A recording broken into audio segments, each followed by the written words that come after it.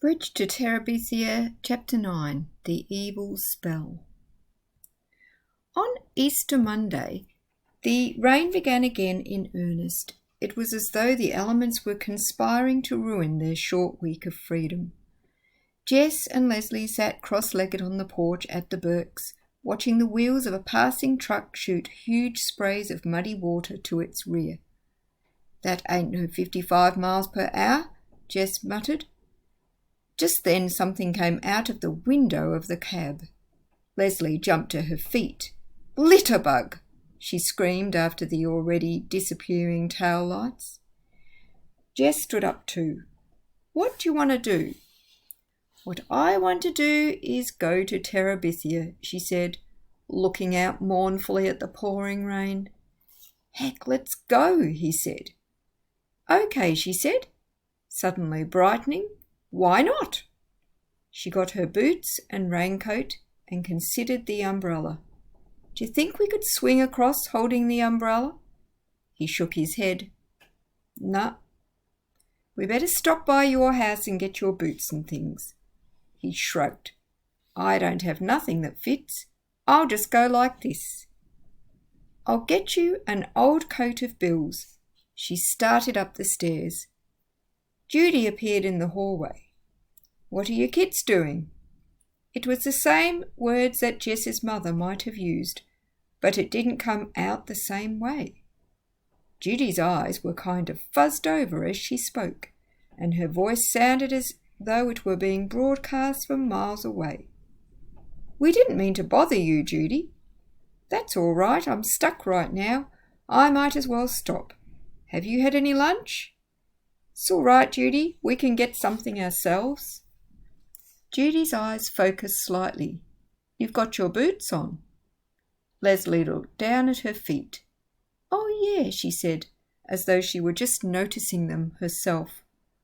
"We thought we'd go out for a while." "Is it raining again?"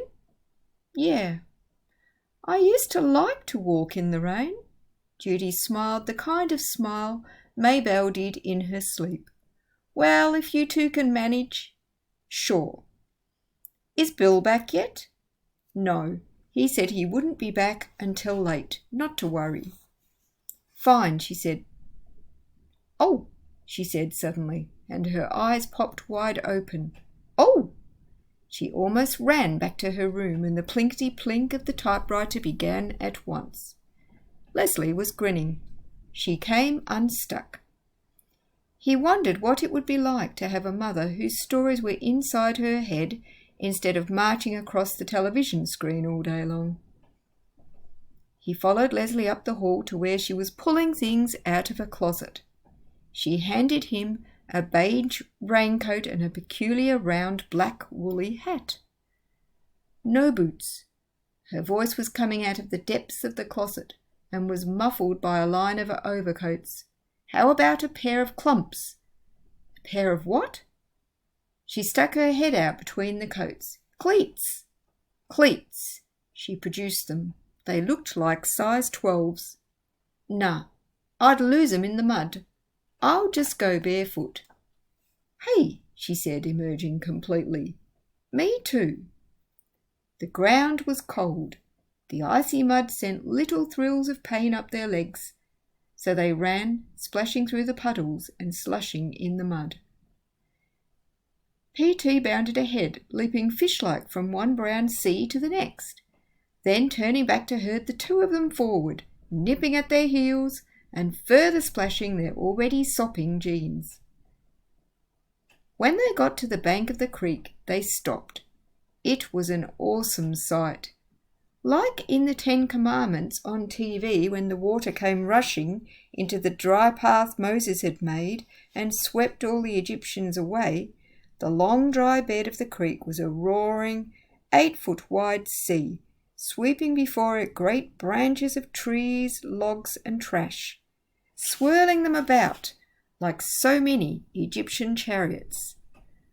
The hungry waters licking and sometimes leaping the banks, daring them to try to confine it. "Wow." Leslie's voice was respectful. "Yeah." Jess looked up at the rope. it was still twisted round the branch of the crabapple tree. His stomach felt cold. "Maybe we ought to forget it today.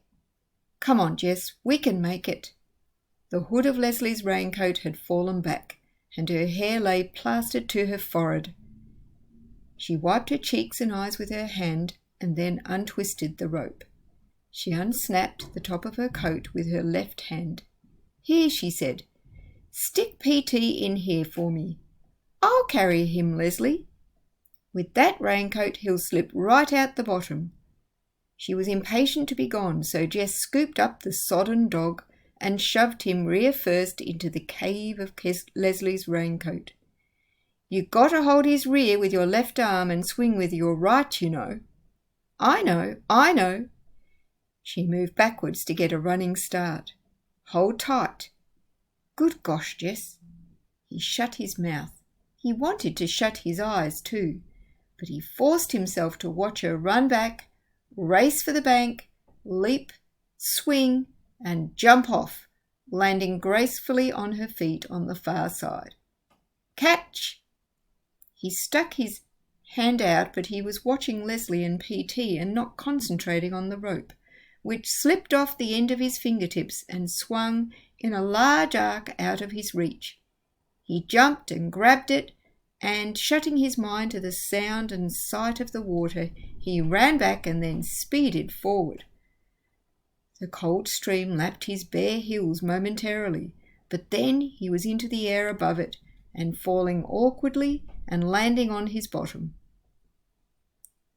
PT was on him immediately, muddy paws all over the beige raincoat and pink tongue sandpapering Jess's wet face. Leslie's eyes were sparkling. "Arise," she barely swallowed a giggle.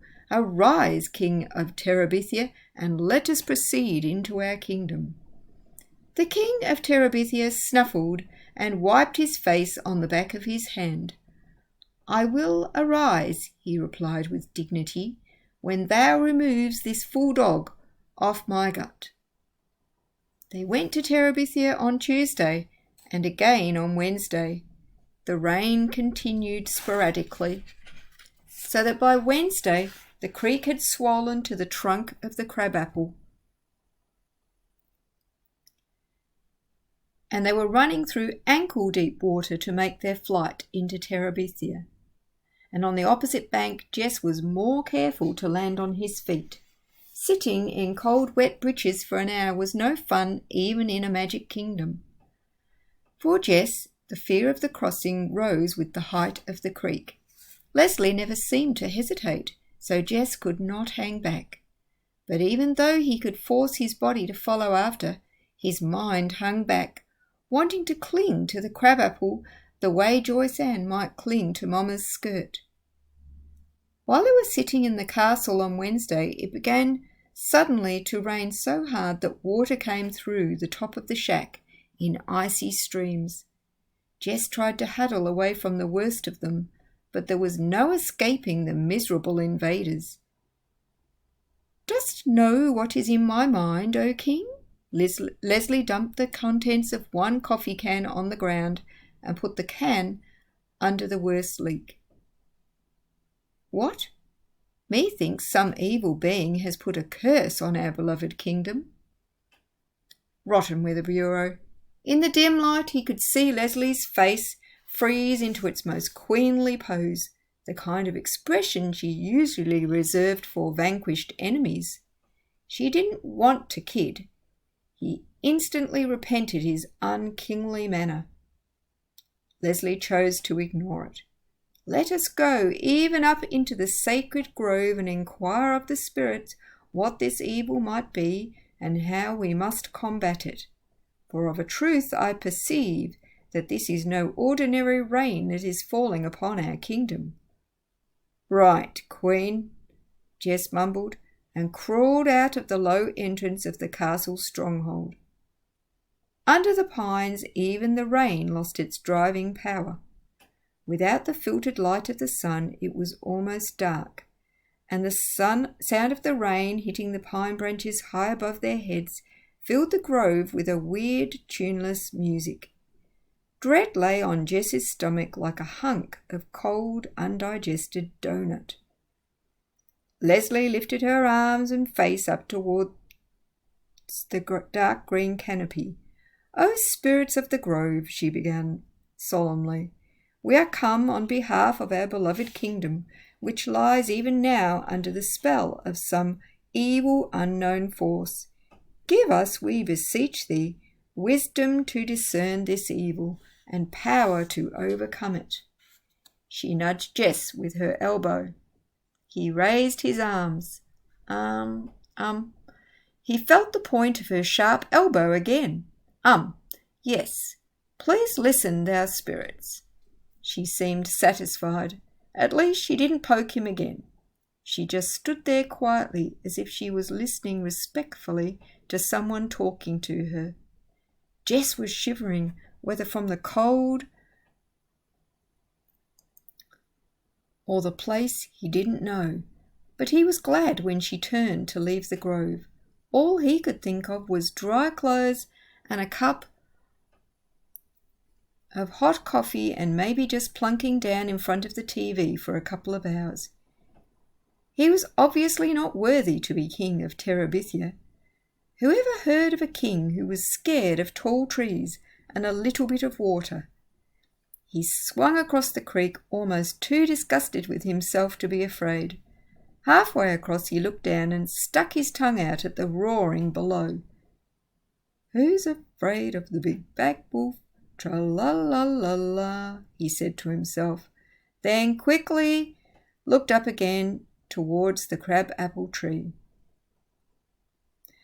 Plodding up the hill through the mud and beaten down grasses, he slammed his bare feet down hard. "Left, left," he addressed them inside his head. "Left my wife and 49 children without any gingerbread. Think I did right, right, right by my... Why don't we change our clothes and watch TV or something over at your house?" He felt like hugging her. "I'll make us some coffee," he said joyfully. "Yuck," she said, smiling, and began to run for the old Perkins place, that beautiful, graceful run of hers that neither mud nor water could defeat. It had seemed to Jess when he went to bed Wednesday night that he could relax, that everything was going to be all right, but he awoke in the middle of the night with the horrible realization that it was still raining. He would just have to tell Leslie that he wouldn't go to Terabithia. After all, she had told him that when she was working on the house with Bill, and he hadn't questioned her. It wasn't so much that he minded telling Leslie that he was afraid to go, it was that he minded being afraid. It was as though he had been made with a great piece missing, one of Maybelle's puzzles with this huge gap where somebody's eye and cheek and jaw should have been. Lord, it would be better to be born without an arm than to go through life with no guts. He hardly slept the rest of the night, listening to the horrid rain and knowing that no matter how high the creek came, Leslie would still want to cross it.